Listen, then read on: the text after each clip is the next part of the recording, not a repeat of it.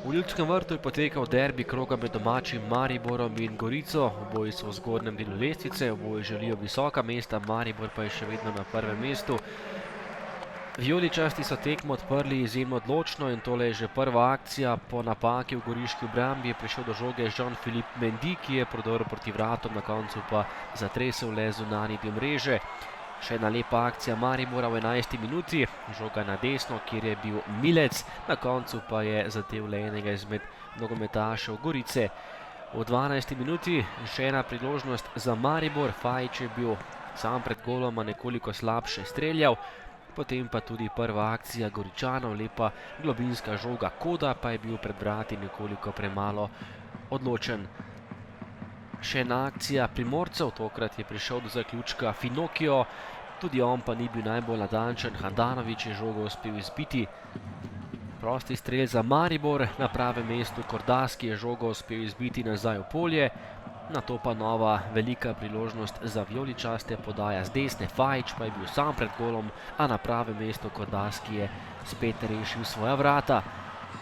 Nato pa vendarle gol Maribora, ki je izkoristil eno izmed svojih številnih priložnosti. Podal je Milec, Cvijanović pa je postavil izid prvega polčasa, Maribor Gorica 1-0 v 40. minuti. Drugi polčas tekme v Ljudskem vrtu pa je bil nekoliko manj dinamičen in zanimiv s priložnostmi. Najprej prekršek Fajiča, ki je odvzel žogo Kordazu, kasneje je Fajič sicer zatresel mrežo, ampak glavni sodnik je dosodil prosti strel za nogometaše Gorice. Po slabi uri igre pa priložnost za vijoličaste, prekršek za 11-metrovko.